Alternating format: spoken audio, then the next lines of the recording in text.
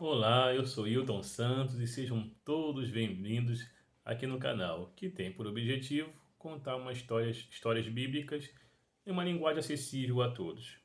E a nossa história de hoje está lá em Juízes, no capítulo 16, do versículo 23 ao 31.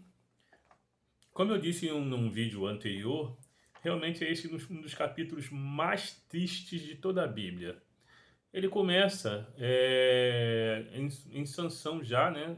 Já, já debilitado, né? A decadência de Sansão. Nesse momento ele se encontra, por consequência dos seus atos, né? Por ter dado mais importância às suas paixões, ao seu individualismo, às suas próprias vontades.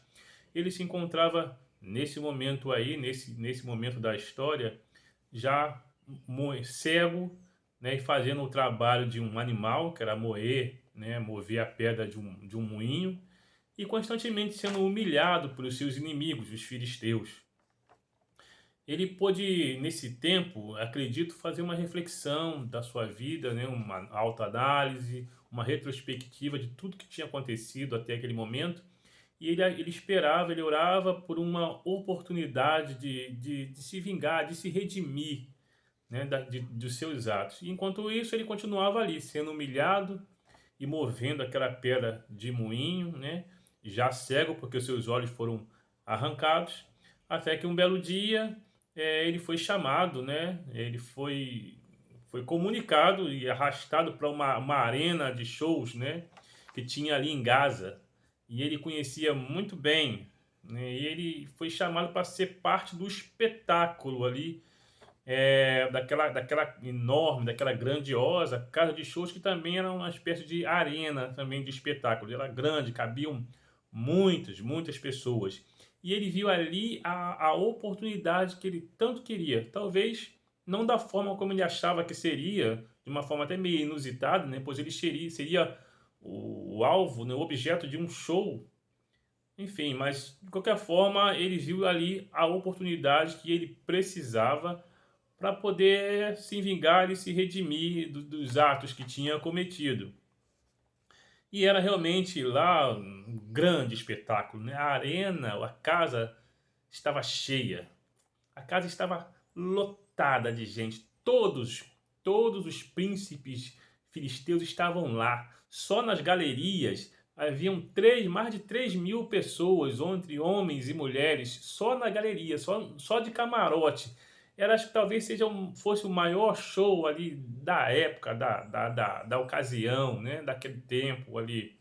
E ele deve ter ficado pensando, talvez, né, quantas vezes ele conhecia muito bem a estrutura daquele edifício. E quantas vezes ele mesmo não deve ter estado lá, né, vendo algum show, alguma coisa. Quantas noites de sono ele deve ter perdido, né? E quantas noites de sono ele deve ter feito a sua mãe ter perdido, preocupada, temendo pela sua vida, enquanto ele estava lá se divertindo, né, dando margem às suas paixões, às luxúrias, exatamente naquele mesmo lugar ali em Gaza. E ele foi, durante todo o show, durante quase todo o espetáculo, ele foi ali humilhado, escorraçado, e as pessoas louvando a Dagon, que era o deus deles, dizendo que Dagon os entregou, né, esse sujeito nas mãos, né, que ele não era nada, e o poder dele não era nada diante do deus Dagon.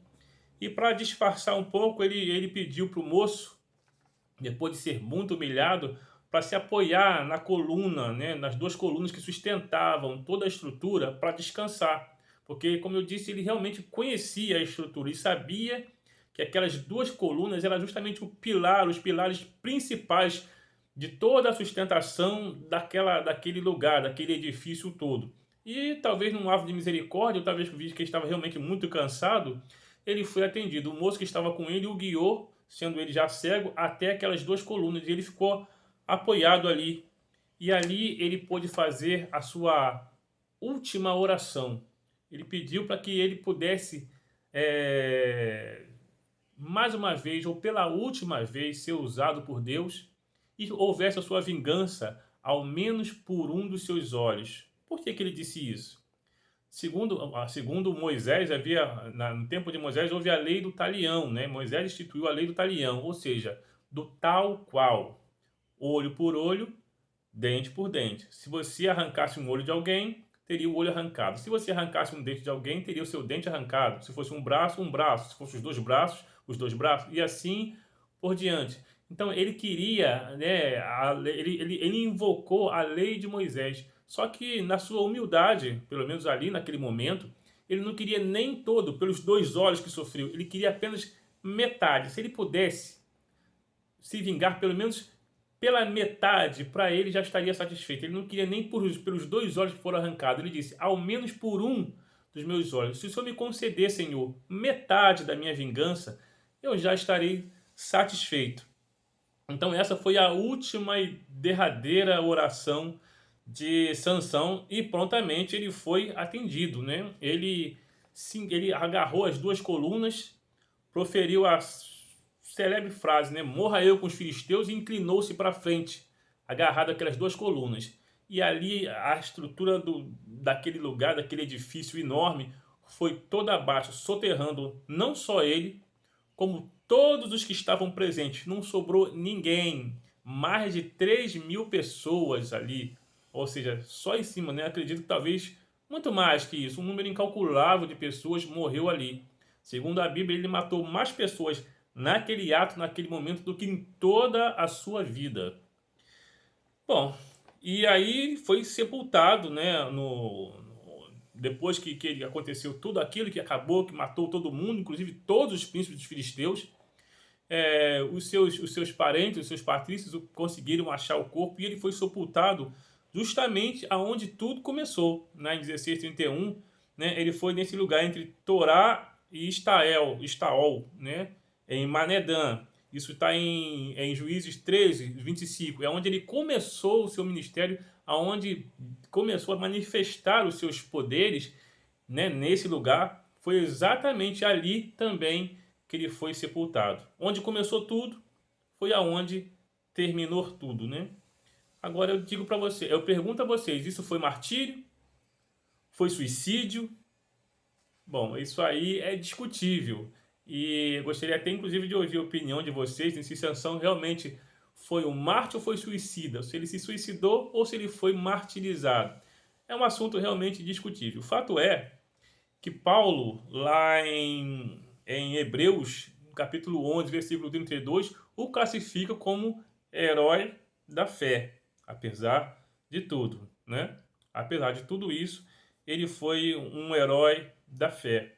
Apesar de tudo que ele tinha feito, apesar de tudo, de todos os seus erros, apesar de ter dado margem às suas paixões, ao seu individualismo, no final das contas, ele meio que de uma forma torta, né, ele cumpriu o seu propósito. Eu acho até que cabe aí aquela frase muito popular de que Deus escreve certo por linhas tortas. Não, de qualquer forma, ainda que não fosse o ideal, Sansão cumpriu o seu propósito, que era de libertar Israel dos filisteus. Pelo menos no final, infelizmente, ele teve que dar a sua vida por isso, né? Isso realmente foi um fim muito triste, muito melancólico, de alguém que era tão especial e tinha tudo para ser feliz, né? Alguém que tinha um dom maravilhoso, né?